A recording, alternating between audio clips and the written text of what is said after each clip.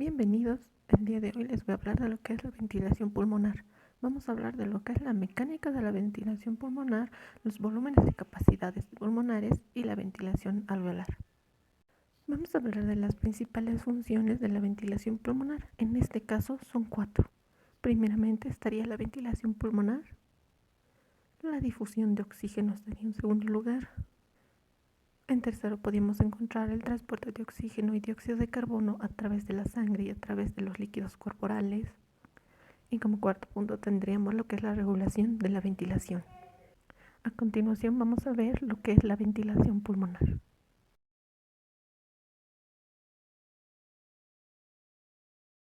Ahora vamos a hablar de lo que es la mecánica de la ventilación pulmonar. En este caso vamos a empezar hablando de lo que son los músculos que causan la expansión y contracción pulmonar. Esto de los músculos puede ocurrirse por dos movimientos. En el primer movimiento es más que nada para la respiración tranquila o normal y se puede dar mediante el movimiento hacia arriba y hacia abajo del diafragma. Mientras que el segundo mecanismo se da por la elevación y descenso de las costillas. El mecanismo que se usa para el movimiento del diafragma implica también en la respiración forzada lo que son los músculos abdominales. En este caso, en una respiración tranquila y normal, el diafragma al momento de la inspiración baja, por lo que jala a los pulmones, mientras que al momento de la expiración logra contraer al pulmón, haciendo que todo el aire salga de los pulmones. En un caso de una respiración forzada, como ya se había dicho, se necesita de los músculos abdominales para poder lograr una mayor fuerza o una fuerza adicional para lograr lo que es la inspiración y la expiración. Ahora vamos a hablar de lo que es el segundo mecanismo de elevación y descenso de las costillas. En este caso, la elevación y el descenso de las costillas ayudan a que haya un 20% más de espacio en lo que es el tórax. En este caso, la elevación de las costillas, como ya dije, nos permite un 20% más de espacio, ya que en un estado de reposo las costillas se encuentran inclinadas hacia abajo. Esta inclinación nos permite al momento de la expiración el botar todo el aire por la menor cantidad que existe de espacio, mientras que cuando se eleva, gracias a algunos músculos, nos permite una inspiración mucho más profunda. En este caso, los músculos que elevan la caja torácica se van a terminar llamando músculos inspiratorios, mientras los que descienden la caja torácica van a llamarse músculos expiratorios. Uno de los músculos más importantes que eleva la caja torácica serían los músculos intercostales externos, seguidos de los músculos esternocleidomastoideos que ayudan a la elevación del esternón, seguidos de los serratos anteriores que nos ayudan con la elevación de las costillas, y al final se encontrarían los músculos escalenos que nos ayudan con la elevación de las dos primeras costillas. Ahora vamos a hablar de lo que son los músculos expiratorios. En este podemos hablar de lo que son los músculos rectos del abdomen que ayudan a bajar lo que son las costillas, mientras que algunos otros músculos abdominales ayudan en lo que es la compresión de los pulmones para que suceda la expiración. Entre estos también son ayudados por los intercostales internos. A continuación se mostrará una imagen en la que se muestra la expiración y la inspiración, mostrando cómo los músculos, en especial el músculo abdominal, va a contraer lo que es la parrilla costal. En cuanto a la siguiente imagen, al lado derecho, se va a poder ver lo que es al momento de la inspiración, cómo se abren las costillas para poder permitir una mayor cantidad de aire en los pulmones.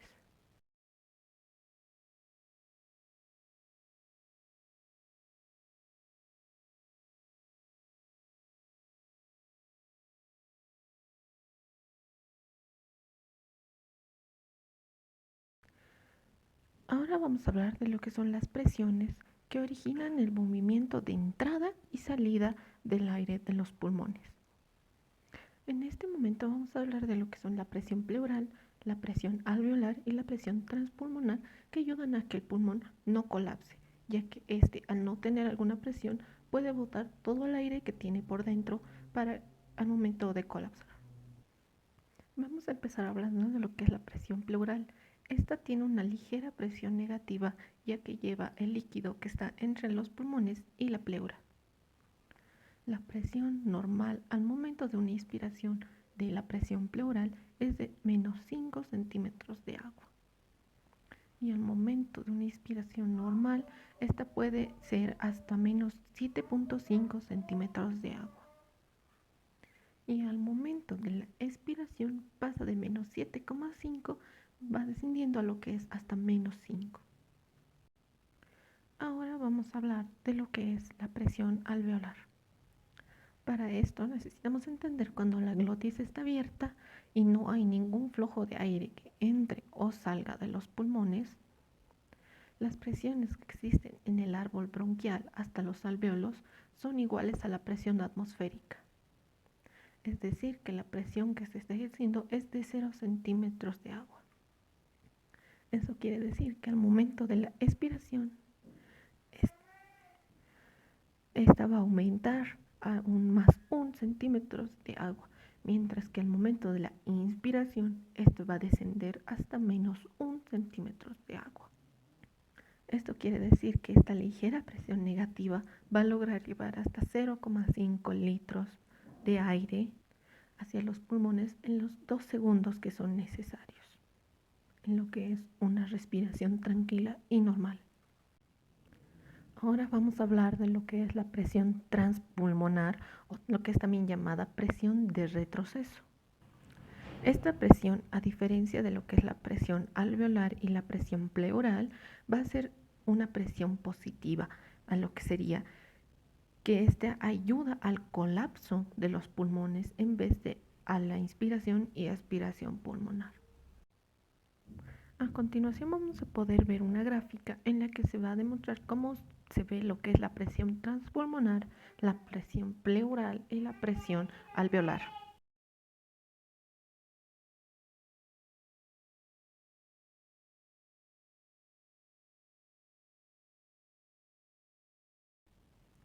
Ahora vamos a hablar de lo que es la distensibilidad de los pulmones. Este es el volumen que se expande en los pulmones por cada aumento unitario de la presión transpulmonar. Esta distensibilidad pulmonar, en el caso de un adulto normal, es aproximadamente de 200 ml de aire por cada centímetro de agua que exista en la presión transpulmonar. A continuación vamos a ver un diagrama de lo que es la distensibilidad pulmonar, en la que se va a relacionar el volumen pulmonar con los cambios de la presión pleural, que a su vez va a terminar modificando lo que es la presión transpulmonar. En este diagrama debemos observar que la relación es diferente al momento de la inspiración, así como al momento de la expiración. En este diagrama vamos a observar algunas curvas. Estas van a registrar la modificación de la presión pleural en unos escalones pequeños que nos permiten que el volumen pulmonar llegue a un nivel estable en algunos escalones sucesivos. Estas curvas van a recibir el nombre de curva de distensibilidad inspiratoria, así como la curva de distensibilidad expiratoria. Todo este diagrama se va a llamar diagrama de distensibilidad de los pulmones.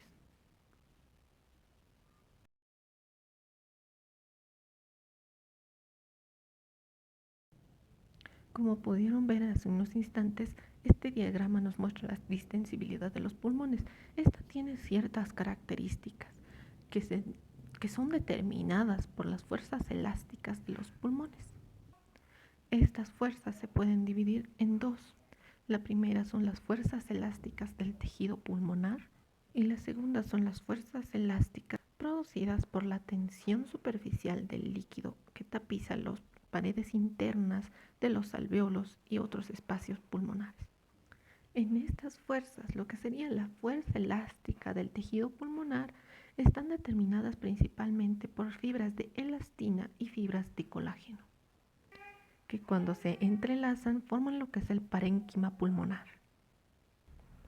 Cuando las fibras pulmonares están desinfladas, estas fibras de elastina y colágeno están todas enredadas, están totalmente contraídas ahí, mientras que cuando los pulmones se expanden, estos se desenredan y se distienden, alargándose de una manera que puedan ejercer una fuerza elástica mucho mayor. Mientras que las fuerzas elásticas que produce la tensión superficial son un poco más complejas de lo que son las fuerzas elásticas del pulmón. Para comprender esto, a continuación se mostrará lo que es un diagrama en el que se muestra y se compara la distensibilidad de los pulmones en un momento en el que están llenos de solución salina y un momento en el que estén solo llenos de aire. En este se va a mostrar que en el momento en el que los pulmones solo están llenos de aire, hay una superficie de contacto entre lo que es el líquido alveolar y lo que es el aire de los alveolos. Mientras que por el contrario, en un pulmón lleno de solución salina no hay esa superficie de contacto de aire y líquido. Por lo tanto, en este último no está presente el efecto de la tensión superficial, mientras que solo actúan las fuerzas de tensión tisulares.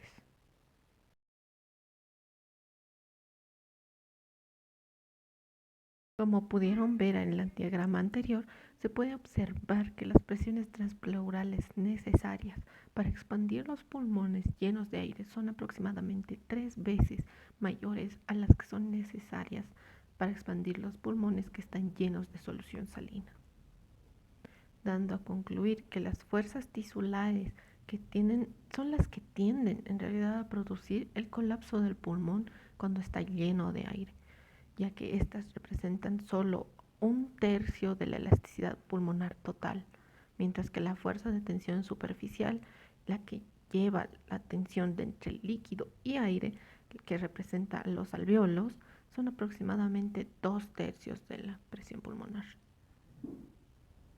Cabe recalcarse que las fuerzas elásticas de esta tensión superficial de líquido y aire aumentan mucho más cuando el pulmón no tiene el llamado surfactante.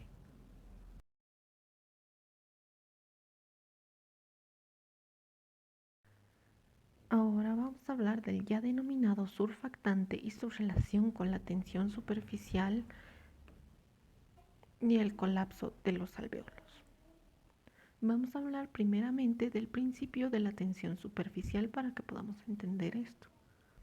Para entender esto debemos entender que cuando el agua forma una especie de superficie entre esta con el aire, las moléculas de agua tienden a tener una atracción especialmente fuerte entre sí. En consecuencia, la superficie del agua está intentando contraerse continuamente.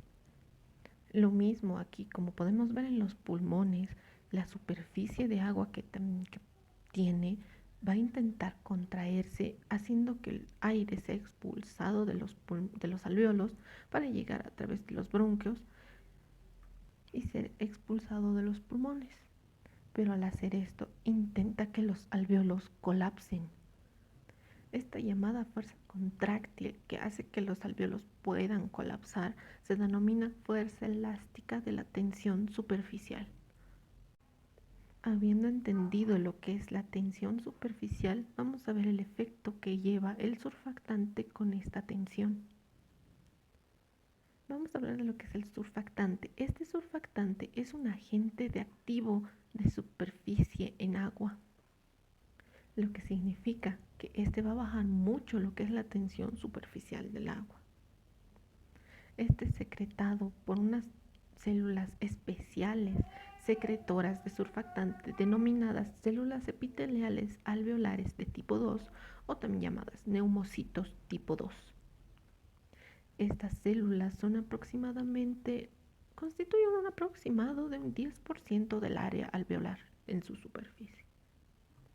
Este surfactante es una mezcla compleja de varios fosfolípidos, proteínas, iones, y uno de sus componentes más importantes son el fosfolípido dipalmitoil fosfatidilcolina, acompañadas de las apoproteínas del surfactante y algunos iones de calcio. Esta dipalmitoil fosfatidilcolina es la responsable, junto con algunos otros fosfolípidos, de la reducción de la tensión superficial que tiene el agua. En algunos términos cuantitativos, para que se entienda la cantidad de reducción que tiene el surfactante sobre el agua, son así. En agua pura, la tensión superficial es de al menos 72 dinas por centímetro.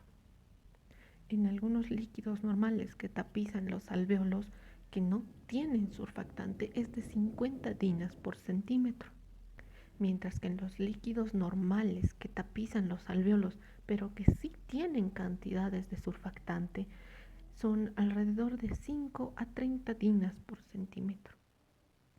Aquí se puede notar ya la diferencia de lo que es la tensión superficial del agua cuando tiene o no tiene surfactante. Ahora vamos a hablar de lo que es la presión en los alvéolos ocluidos producida por la tensión superficial. En este caso, si se bloquean los conductos aéreos que salen de los alvéolos pulmonares, esta tensión superficial va a terminar colapsando lo que son los alvéolos. Esta presión que se produce por el colapso de los alvéolos es una presión positiva que intenta expulsar todo el aire que contenían los alvéolos.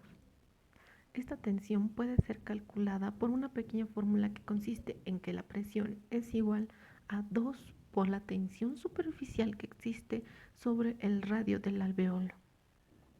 Teniendo en cuenta esto, para un alvéolo de tamaño medio con un radio aproximado de 100 micrómetros y tapizado por un surfactante normal, se calcula que este valor es de aproximadamente 4 centímetros de agua o en todo caso, dicho en otras palabras, de 3 milímetros de mercurio. Y para ver el contraste con otro tipo de tensión superficial en la que el alvéolo solo estuviera rodeado de agua pura sin ningún tipo de surfactante, la presión que se generaría sería de 18 centímetros de agua, que sería un aproximado de 4,5 veces mayor a lo que es un colapso normal en un alvéolo que sí contiene surfactante. Teniendo ya conciencia de la fórmula que se dio hace unos momentos sobre lo que es la presión por la tensión superficial, ahora se va a ver el efecto que tiene el radio alveolar sobre la presión que se produce por la tensión superficial. Como ya se ha visto, se puede ver una relación inversamente proporcional a lo que es la tensión superficial con el radio de los alvéolos.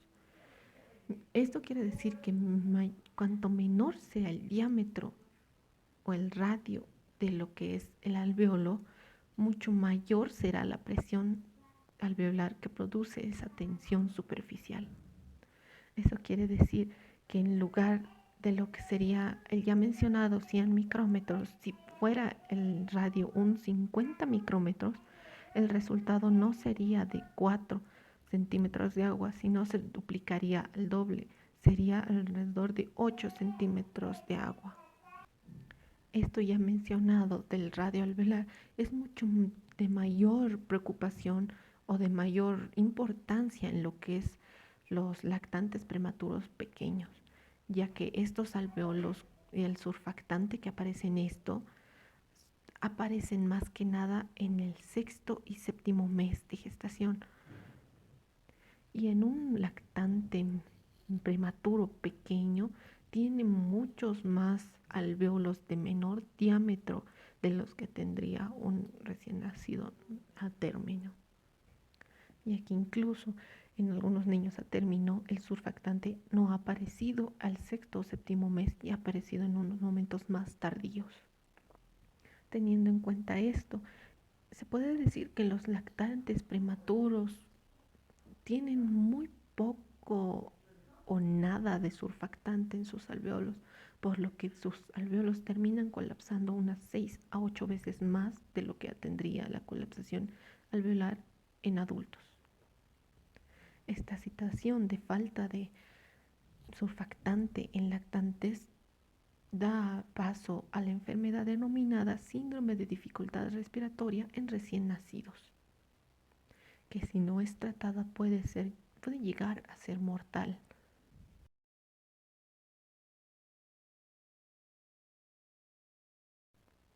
Ahora vamos a hablar de lo que es la distensibilidad del tórax y de los pulmones, como serían en conjunto. Esta distensibilidad puede ser medida cuando se expanden los pulmones de una persona relajada o paralizada totalmente. Para lograr medir esto, se debe introducir aire en los pulmones poco a poco mientras se registran lo que son las presiones y el volumen pulmonar. Para lograr insuflar el sistema pulmonar a su totalidad, es necesaria casi el doble de presión para insuflar estos mismos pulmones. Por lo tanto, la distensibilidad en conjunto de lo que es el sistema pulmón-tórax, ambos combinados, es casi exactamente la mitad que la de los pulmones solos. Aquí vamos a poder notar que en comparación con los pulmones solos, que tienen alrededor de 200 ml por cada centímetro de agua, la combinación de este complejo de tórax pulmones es de 110 ml de volumen por cada centímetro de agua. Pero en un caso en la que se llega hasta los extremos, en la que sería un volumen elevado de lo que es de la expansión pulmonar o la compresión pulmonar, esta va a ser una distensibilidad de pulmón. La distensibilidad del sistema pulmón-tórax va a ser al menos un quinto más de la que serían los pulmones solos.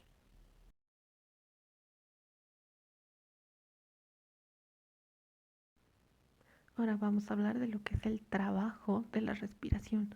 Ya se había señalado anteriormente que la respiración tranquila y normal se debe más que nada a la contracción de los músculos respiratorios, que se produce más que nada al momento de la inspiración, ya que al momento de la expiración estos músculos nada más se relajan, así que es un proceso de retroceso. Por lo que en un proceso de reposo solamente harían este trabajo lo que son los músculos para la inspiración y no así al momento de la expiración. Este trabajo al momento de la inspiración se puede dividir en tres fases.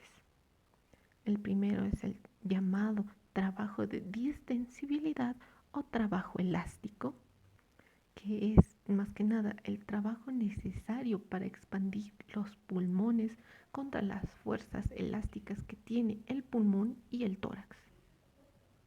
El segundo es el denominado trabajo de resistencia tisular, que sería más que nada el trabajo necesario para superar la viscosidad de las estructuras del pulmón y de la pared torácica.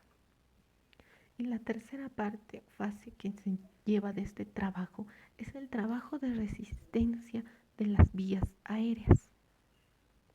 Este sería el trabajo necesario que requiere superar la resistencia de las vías aéreas al momento del ingreso del aire. Para lo que es la respiración o el trabajo de la respiración, esto también necesita una cantidad de energía.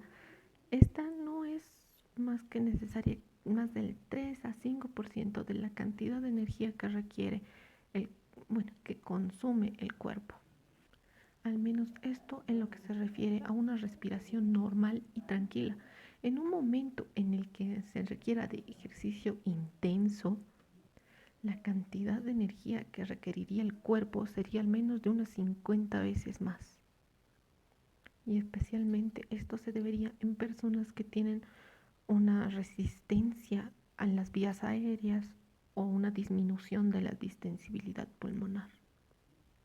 Por lo tanto, una de las principales limitaciones al momento de hacer una intensidad de esfuerzo es más que nada por la capacidad de la persona de proporcionar energía a los pulmones para que pueda tener un proceso respiratorio normal.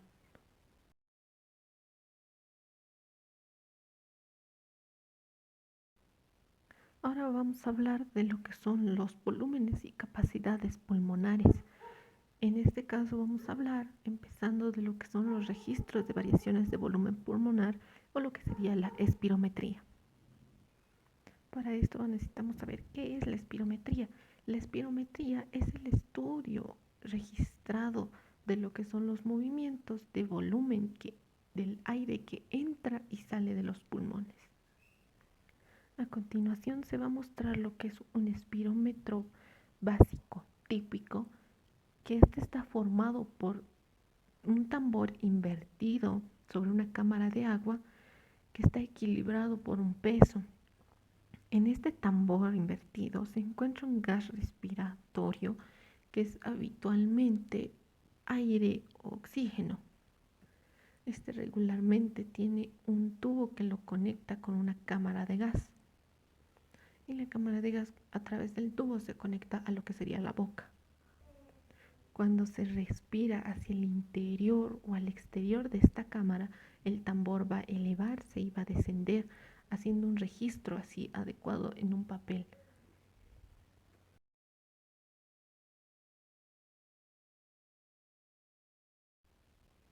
Habiendo visto ya lo que es un espirómetro básico típico, vamos a poder ver lo que es una espirometría, en los que se van a poder indicar y ver lo que son los cambios del volumen pulmonar en distintas condiciones. En este caso, en este diagrama ha sido subdividido en lo que son 4 volúmenes y 4 capacidades, que son en promedio las de un hombre adulto joven.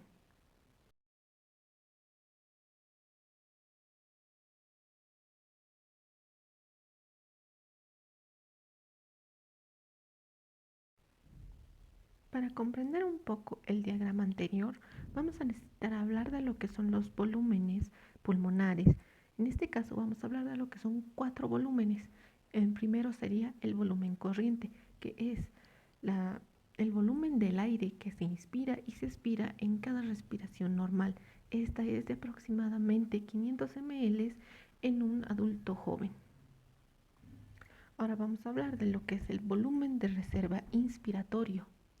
Este es un volumen adicional de aire que se puede inspirar desde el volumen normal y que llega a ser por encima mismo de este cuando alguien inspira con una fuerza plena, lo que habitualmente llegaría hasta los 3000 ml. Ahora vamos a hablar de lo que es el volumen de reserva expiratorio. Este es el volumen adicional que se puede expirar al momento de una respiración forzada. En este caso, el volumen corriente normal puede depender alrededor de 1000 a 1100 ml. También tenemos que hablar de lo que es el volumen residual, y este es el volumen de aire que queda en los pulmones después de una expiración forzada. Este volumen en promedio es de 1200 ml. Ahora vamos a hablar de lo que son las capacidades pulmonares. Las capacidades pulmonares son la combinación de uno o más volúmenes pulmonares. En este momento vamos a hablar de lo que son 4 capacidades. El primero sería la capacidad inspiratoria, que esta es la combinación del volumen corriente más el volumen de reserva inspiratorio. Esta capacidad es de al menos 3500 ml en una persona que está comenzando en el nivel expiratorio normal y que distiende los pulmones hasta su máxima capacidad. Ahora vamos a hablar de lo que es la capacidad residual funcional. Esta es el volumen de reserva expiratorio más lo que es el volumen residual. Esta capacidad es la cantidad de aire que queda en los pulmones después de una expiración normal. Esta es aproximadamente de 2300 ml. Ahora también necesitamos hablar de lo que es la capacidad vital, que esta es la combinación de 3 volúmenes.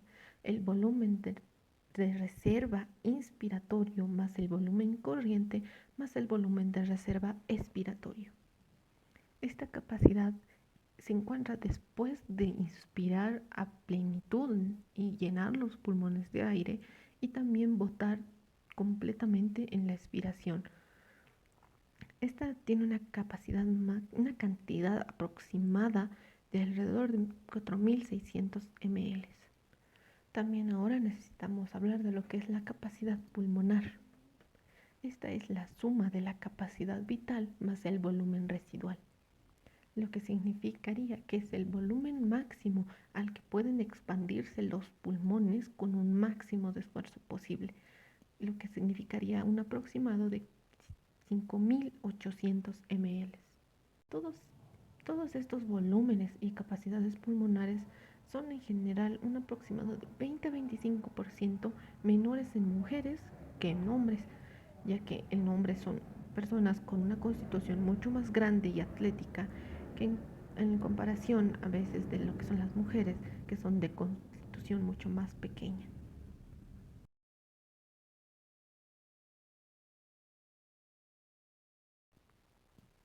Ahora necesitamos hablar de lo que es el volumen respiratorio por minuto. Este equivale a la frecuencia respiratoria multiplicada por el volumen corriente. Esto significaría que el volumen corriente normal, cuando es aproximadamente de 500 ml y la respiración o la frecuencia respiratoria normal es de aproximadamente 12 respiraciones por minuto, esto resultaría en un volumen respiratorio por minuto de alrededor de 6 litros por minuto. Pero en caso de algunas alteraciones, esta podría llegar hasta 1,5 litros por minuto y una persona puede vivir durante un periodo breve con ese tipo de volumen.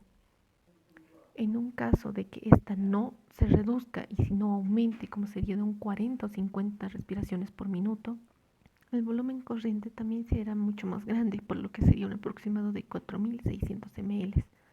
Esto puede dar un volumen respiratorio de minuto mayor a lo que sería 200 litros por minuto, lo que sería aún más de 30 veces el valor normal. La mayoría no puede mantener estos valores durante más de un minuto.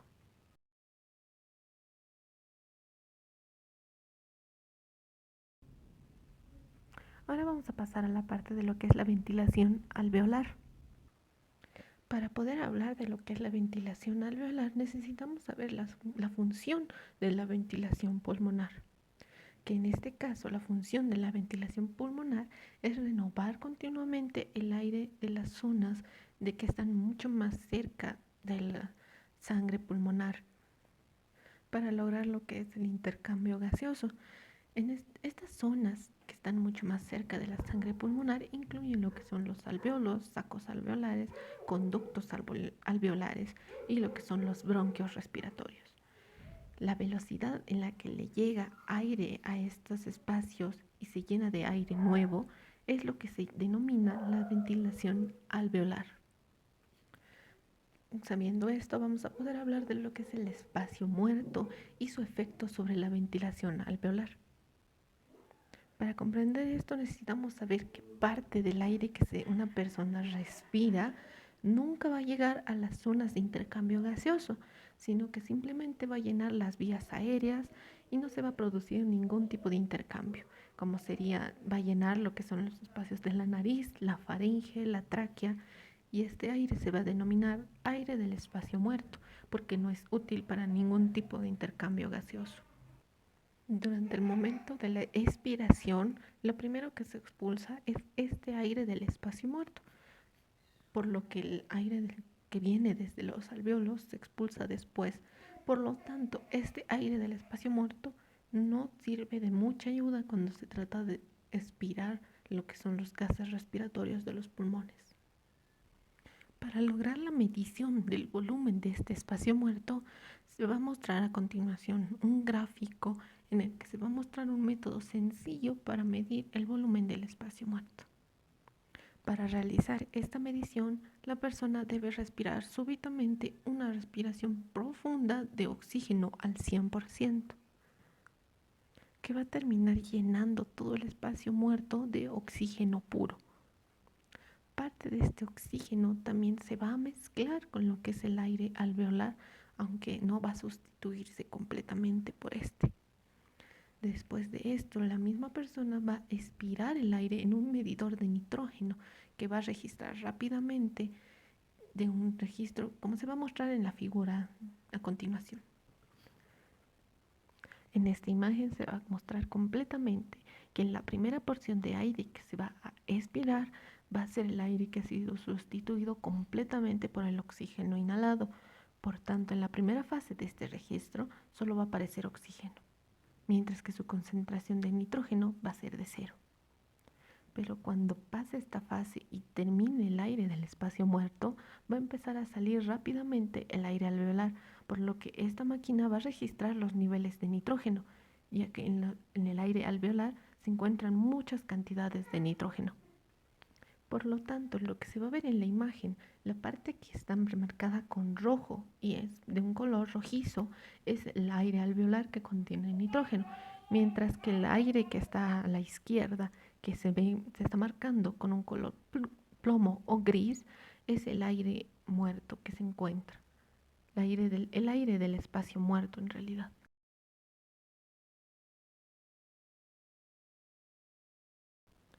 El valor normal que debería llevar este espacio muerto es de alrededor de 150 ml en un adulto joven normal. También cabe aclarar que este espacio que se ha dicho con este método es el llamado espacio muerto anatómico.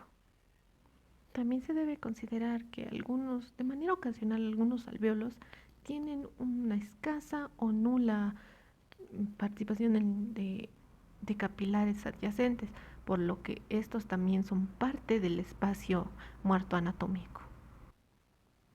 En, en una persona normal, sin problemas respiratorios, regularmente el espacio muerto anatómico y fisiológico no tienen mucha diferencia de espacio.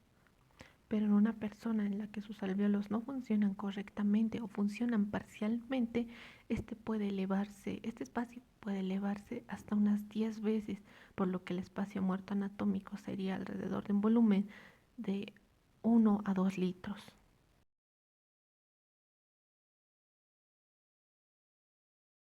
Ahora necesitamos hablar de lo que sería la frecuencia de la ventilación alveolar. La ventilación alveolar por minuto es el volumen total de aire nuevo que entra en los alvéolos y sus zonas adyacentes para un intercambio gaseoso por cada minuto. Esto es igual a una frecuencia respiratoria multiplicada por una cantidad de aire nuevo que entra en estas zonas con cada respiración. Eso significaría que con un volumen corriente normal de 500 ml existe un espacio alveolar, un espacio muerto normal de 150 ml con una frecuencia respiratoria normal de 12 respiraciones por minuto, por lo que la ventilación alveolar es igual a 4200 ml por minuto.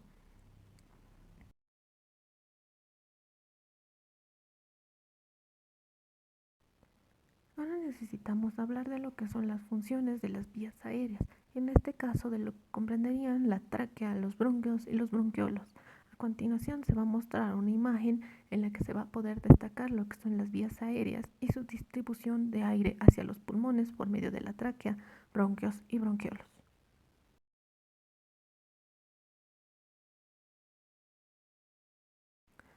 Uno de los desafíos más grandes que tiene lo que es la ventilación aérea y en toda la vía aérea es mantenerse abierta y permitir un paso sin interrupciones de lo que es el aire hacia los alvéolos desde lo que es la nariz, para evitar que estos lugares colapsen. En el caso de la tráquea, esta tiene múltiples anillos que van cartilaginosos que van a extenderse aproximadamente por toda la tráquea, por todo su contorno en realidad. Estos anillos tienen una rigidez razonable que van a permitir un movimiento suficiente para que los pulmones se expandan y se contraigan, a la vez de que va a evitar de que estos mismos colapsen. Estos anillos van a empezar a hacerse mucho más pequeños y van a ir desapareciendo a medida que llegan hacia los bronquiolos, ya que estos también van a evitar que colapsen los bronquiolos por la rigidez que proporcionan estas paredes. Pero a su vez, cuando los alvéolos se dilaten, estos bronquiolos también se van a dilatar, pero ligeramente, ya que su misma fisiología no se los permite. A su vez, estas paredes de la tráquea, de los bronquios y bronquiolos, las partes que no tengan esas placas cartilaginosas van a tener lo que es el músculo liso, en especial lo que son los bronquiolos, ya que estos, al no tener tanto lo que es las paredes cartilaginosas, van a ser mucho más por músculo liso, que van a ser prácticamente solo músculo liso. Muchas de las enfermedades obstructivas van a ser producidas por estas, ya que van a producir algunas estenosis en bronquios pequeños, así como en los bronquios grandes, por la contracción excesiva de este músculo liso. En un momento, en condiciones respiratorias normales, el aire va a fluir tranquilamente por las vías aéreas con una facilidad suficiente que va a tener incluso una gradiente de presión menor a 1 centímetro de agua. Pero en un momento de resistencia máxima del flujo aéreo, estas no van a ser producidas en los bronquiolos, sino van a ser producidas en los bronquios de mayor tamaño que están mucho más cerca de la tráquea. Pero en algunos momentos, en especial en situaciones que son patológicas, los bronquiolos mucho más pequeños con frecuencia son parte de la determinación de la resistencia del flujo aéreo, ya que éstas pueden pasar por lo que es la contracción del músculo de sus paredes, se contraen con mucha mayor facilidad, tienen aparición de edema en sus paredes, por lo que cierra o ocluye lo que es el paso, y también tiene una acumulación de moco en el lumen de los bronquiolos. Los bronquiolos tienen un control directo de lo que son las fibras nerviosas simpáticas, pero este es relativamente débil, ya que muy pocas de estas fibras son las que pasan hasta las porciones centrales del pulmón. Sin embargo, estas son muy susceptibles a lo que son la noradrenalina y a la adrenalina, ya que se liberan hacia la sangre por estimulación simpática de la médula de las glándulas suprarrenales. Estas hormonas van a producir lo que sería la dilatación del árbol bronquial, ya que estas son muy susceptibles a estas. Pero así como hay algunas fibras del nervio simpáticos, también hay algunas fibras nerviosas parasimpáticas que proceden del nervio vago y penetran al parénquima pulmonar. Estos nervios regularmente lo que secretan es la acetilcolina, y cuando este llega a ser activado produce lo que es la contracción, aunque puede ser desde leve a moderada, de los bronquios. Por lo tanto, en una situación patológica como sería el asma, produce una cantidad, un cierto grado de constricción bronquiolar, y la estimulación nerviosa parasimpática adicional a la que ya está hecha produce un empeoramiento de esta enfermedad. A veces también estos nervios simpáticos pueden ser activados por lo que son reflejos que son originados en los pulmones. La mayoría de estos reflejos se activan por una irritación en lo que es la membrana epitelial de las propias vías aéreas. Estos pueden ser iniciados por gases irritantes, polvo, el humo del cigarrillo o alguna infección bronquial, pero también pueden ser con frecuencia un reflejo de las arterias pulmonares pequeñas cuando son ocluidas por algún microémbolo. Pero hablando más de lo que son los polvos o gases irritantes, que pueden ser con frecuencia una actividad para constricción bronquiolar, la mayoría de estas pueden liberar dos sustancias específicas, que serían la histamina y una sustancia de reacción lenta que va a producir lo que es la anafilaxia. Estas dos prácticamente son liberadas por los mastocitos durante alguna reacción alérgica. Estas son especialmente vistas en lo que es el asma alérgico, sobre todo en la reacción lenta de la anafilaxia.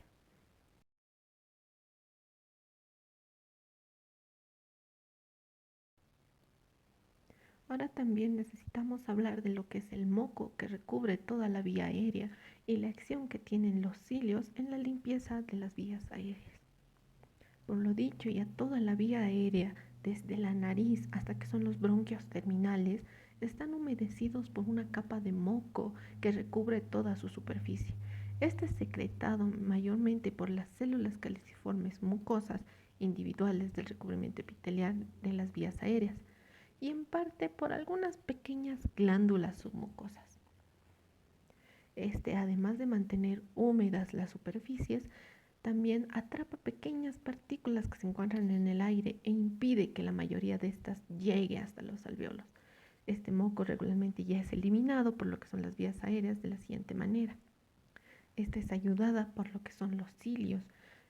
Toda la vía aérea, desde la nariz, así como a las vías inferiores hasta los bronquiolos terminales, como ya se había dicho, está tapizada también por un epitelio ciliado que tiene aproximadamente 200 cilios por cada célula epitelial, por lo que estos cilios baten continuamente una frecuencia de 10 a 20 veces por segundo lo que haría un mecanismo de golpe de fuerza que va a dirigir hacia la faringe. Los cilios baten hacia arriba, hacia la nariz más que nada, para batir esta cubierta de moco y que vaya fluyendo lentamente, poco a poco, hasta llegar hacia la faringe. Después este moco y partículas van a ser deglutidos o expulsados hacia el exterior por un medio de la tos.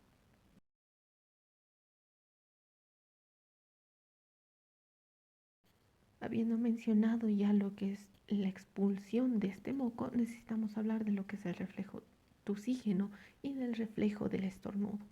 Hablando primero del reflejo tusígeno. Este puede ser activado por pequeñas partículas o por alguna causa de irritación, ya que los bronquios y la tráquea son muy sensibles a cualquier presión. Los impulsos nerviosos que van a llevar esto son impulsos nerviosos de los nervios aferentes que pasan desde las vías aéreas a través de los nervios vagos hacia el bulbo raquídeo del encéfalo. Por lo que después de eso se producirá el siguiente efecto. Primero se va a inspirar aproximadamente hasta 2,5 litros de aire. Enseguidamente se va a cerrar la epiglotis y las cuerdas vocales también se cerrarán firmemente para atrapar todo el aire al interior de los pulmones. Y en tercero, los músculos abdominales se contraerán con tanta fuerza que comprimirán el diafragma, mientras que otros músculos respiratorios como los intercostales internos también contraen con fuerza. En consecuencia, todo esto, la presión de los pulmones aumentará rápidamente hasta 100 milímetros de mercurio, por lo que en un momento con tanta presión, las cuerdas vocales de epiglotis se abrirán totalmente de una manera súbita, de modo que el aire prácticamente explotará hacia afuera y este aire va a ser expulsado a velocidades de 120 a 160 kilómetros por hora.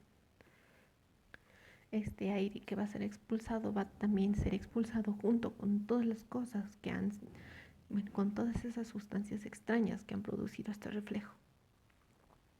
A diferencia en este momento del reflejo tusígeno con el reflejo del estornudo es similar, a excepción de que se va a dar en las vías aéreas nasales en vez de las vías aéreas inferiores. Este estímulo desencadenante de estornudo va a ser más que nada por la irritación en las vías aéreas nasales. Y estos impulsos eferentes van a pasar esta vez a través del quinto par craneal hacia el bulbo, donde va a desencadenar este reflejo. Gracias a este reflejo, al momento en que salgan todas estas cantidades de aire de la misma manera que han sido expulsadas de aire como en el reflejo tusígeno, va a limpiar lo que son las vías aéreas nasales de todas las sustancias extrañas que hayan causado este reflejo.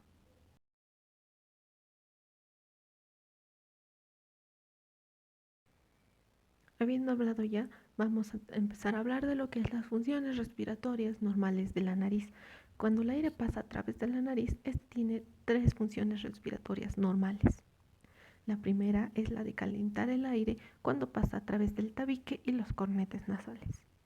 También se puede ver como una función lo que es la humidificación del aire al entrar por la nariz y también lo que es el filtrado del aire. Estas tres funciones en conjunto son más llamadas la función de acondicionamiento del aire de las vías aéreas superiores.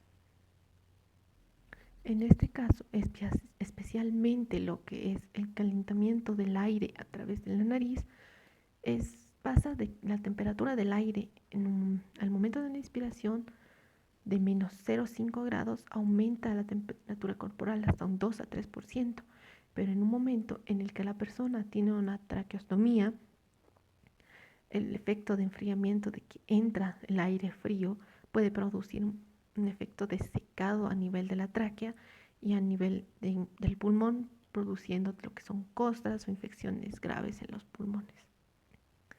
Hablemos también de lo que es la función de filtro de la nariz. Los pelos que tenemos en la nariz, en la entrada de las narinas, son especialmente para filtrar estas partículas grandes. Sin embargo, algunas partículas aún pueden ingresar por nuestras vías aéreas. En este caso, los cornetes nasales y algunas porciones de lo que es la vía aérea va a trancar las partículas, ya que estas partículas, a diferencia del aire, no pueden moverse con facilidad. Así que estas van a quedar atrapadas en lo que es el moco y los cilios van a llevar este moco hacia lo que es la faringe para ser deglutido o expulsado. Pero esto también depende del tamaño de lo que sean las partículas. Mientras más pequeña sea la partícula, más profundo va a poder llegar en nuestras vías aéreas. Mientras más grande sea la partícula, va a ir quedando en lo que son los pelos de las narinas, van a ir quedando en los cornetes nasales, van a ir quedando en los mocos, mientras va bajando en la tráquea. Pero mientras más pequeña sea, si mide alrededor de 1 a 5 micrómetros, va a llegar hasta que son los bronquios, hasta los bronquios más pequeños, como en una consecuencia de precipitación gravitacional. Por ejemplo, la mayoría de las cosas que llegan hasta ese lugar es debido, es más que nada una enfermedad, ya que esta enfermedad va a ser denominada neumoconiosis, que va a darse más que nada en los mineros, ya que las partículas de carbón que regularmente ellos inhalan pueden llegar hasta los bronquiolos.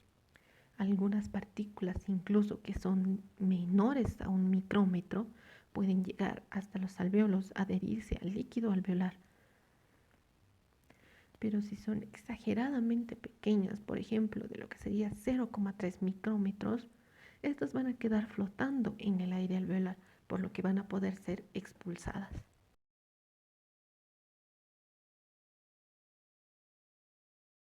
Ahora también necesitamos hablar de lo que es la vocalización. La vocalización no solo va a implicar a lo que es el aparato respiratorio, sino también a los centros específicos de control nervioso del habla, de lo que es en la corteza cerebral. También va a necesitar de lo que son los centros de control respiratorio del encéfalo, así como de las estructuras de articulación y resonancia en cavidades orales y nasales para lo que es la fonación y la articulación. Hablemos primeramente de lo que es la fonación. Para esto vamos a necesitar de una imagen que se va a mostrar a continuación de lo que es la laringe, en lo que se va a mostrar lo que es cómo está adaptada especialmente para actuar como una especie de vibrador. Estos elementos vibradores son los pliegues vocales, que habitualmente se denominan cuerdas vocales. Estos van a ser mantenidos en su posición por varios músculos específicos propios de la laringe. Durante la respiración normal, estas cuerdas van a estar abiertas para facilitar lo que es el paso del aire. Pero durante lo que es la fonación, estas se van a cerrar y van a estar pegadas entre sí para poder producir una vibración. Y esta vibración, el tono de esta vibración más bien, va a estar determinado por principalmente el grado de distensión de las cuerdas, que también por un grado de aproximación entre estas van a mostrar la masa de sus bordes. Los movimientos que tengan estos o su engrosamiento o adelgazamiento van a producir diferentes tipos de sonidos, porque si se adelgazan o se afilan van a emitir sonidos mucho más agudos, mientras que si se engrosan van a producir lo que son sonidos mucho más graves.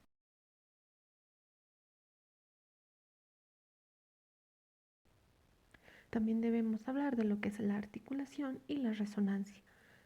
Estos tres órganos, lo que son los labios, la lengua y el paladar blando, son principales para lo que es la articulación y la resonancia. Mientras que la resonancia en realidad incluye más lo que es la boca, la nariz, los senos nasales asociados a la faringe, incluso a la cavidad torácica.